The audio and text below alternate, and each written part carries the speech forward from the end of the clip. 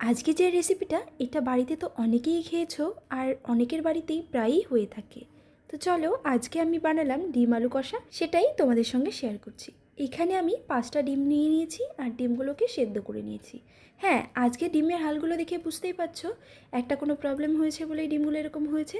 যারা ফ্রিজ থেকে বের করে ডিম সেদ্ধ করতে বসিয়ে দিচ্ছ তাদের জন্য বলছি, ডিমটাকে আগে বের করে কিছুক্ষণ বাইরে রেখে দেবে। আর যদি ফ্রিজ থেকে বের করে করেই ডিম সেদ্ধ করতে বসিয়ে দাও তাহলে আমার আজকে ডিমের অবস্থা যা হয়েছে এইরকম অবস্থায় হবে। তো যাই হোক, ডিমগুলোকে সেদ্ধ করে খোসাটা ভালো করে ছাড়িয়ে নিয়েছি। আর এবার প্রত্যেকটা ডিমের গায়ে ছুরি দিয়ে কাট দিয়ে দিচ্ছি। এবার এর মধ্যে দিয়ে দিলাম একটু হলুদ গুঁড়ো আর একটু লঙ্কার গুঁড়ো দিয়ে ভালো করে মেখে নিলাম। এর মধ্যে কিন্তু আমি নুন দিইনি, তেলটা যখন দিয়েছি তেলের মধ্যে একটু নুন ছড়িয়ে দিয়েছি, দিয়ে ভালো করে তেলটা গরম করে নিয়ে ডিমগুলো একে একে দিয়ে লাল লাল করে ভেজে তুলে রেখে দিলাম। এবার যে তেলটা বেঁচে আছে ওই তেলেই আলুগুলো ভেজে নেব। আলুগুলো খুব সুন্দর ডুমো ডুমো করে কেটে নিয়েছি। মাংসের ভেতরে যেরকম করে আলু কেটে দেওয়া হয় ঠিক সেরকম করেই কিন্তু আলুগুলো কেটেছি। আলুগুলো চাইলে অনেকে সেদ্ধ করেও নিতে পারো, তবে সেদ্ধ করলে কিন্তু আলুর টেস্টটা অন্যরকম হয়, আর আলুটা ভেজে রান্না করলে আলুর স্বাদটা কিন্তু অনেক বেশি থাকে। আলুগুলোও লাল লাল করে ভেজে তুলে নিয়ে নিলাম। এবার যে তেলটা বেঁচে আছে ওই তেলের মধ্যেই পুরো রান্নাটা হবে। দিয়ে দিচ্ছি গোটা গরম মশলা ফোড়নে, গোটা জিরে, ফুটে উঠতেই দিয়ে দিচ্ছি আদা, রসুন, পেঁয়াজ, কাঁচা লঙ্কা আর জিরে বাটা। এখানে কিন্তু আমি কাঁচা লঙ্কা অ্যাড করেছি, চাইলে তোমরা শুকনো লঙ্কাও দিতে পারো, তবে কাঁচা লঙ্কা খাওয়া শরীরের পক্ষে বেশি ভালো, সেই জন্য কাঁচা লঙ্কা দিয়েই খাওয়ার চেষ্টা করবে। এইবার দিয়ে নাড়াচাড়া করে পরিমাণ মতো নুন, হলুদ, কাশ্মীরি লঙ্কার গুঁড়ো দিয়ে আবার একটু ভালো করে কষিয়ে নিলাম। এবার এর মধ্যে দিয়ে দেব টমেটো কুচি। এখানে একটা টমেটো নিয়েছি, টমেটোটাকে দিয়ে ভালো করে নাড়াচাড়া করে সামান্য পরিমাণে একটু জল দিয়ে দেব। জল দিয়ে এবার কিন্তু ঢাকা দিয়ে কষাবো।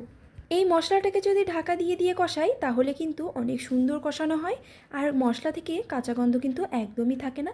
দেখো মশলা থেকে প্রায় তেল ছেড়ে দিয়েছে আর টমেটোগুলোও খুব সুন্দর নরম হয়ে এসছে। মশলাটা আমার কষানো হয়ে গেছে। এবার এর মধ্যে দিয়ে দেব ভেজে রাখা আলুগুলো।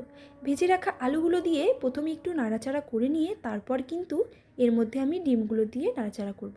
অনেকে জলটা দিয়ে দেওয়ার পর ডিম দাও, তবে বলবো এই যে মশলাটা কষাচ্ছি তখনই যদি ডিমগুলো দিয়ে একটু কষিয়ে নাও, এটা খেতে কিন্তু আরও বেশি ভালো লাগে।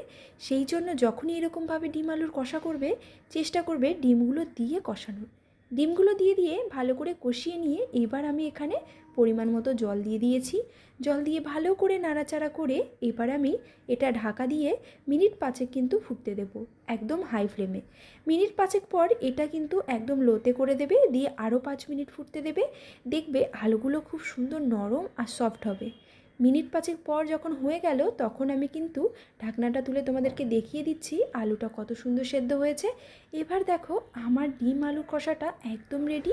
এই কষাটাতে একটু ঝোল ঝোল রেখেছি, পুরো শুকনো করে নিইনি। তোমরা চাইলে একদম শুকনো করেও রান্না করতে পারো, তবে শুকনো করা ডিমের কষাটা খেতে একটু অন্যরকম হয়।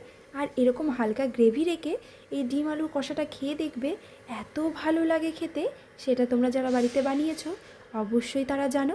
তো আজকের ভিডিওটা কেমন লাগলো কমেন্টে জানাতে ভুলো না। ভিডিওটা ভালো লাগলে লাইক করো, শেয়ার করো আর সাবস্ক্রাইব করো। আর যারা ফেসবুক পেজ থেকে দেখছো অবশ্যই ফলো করবে। টাটা।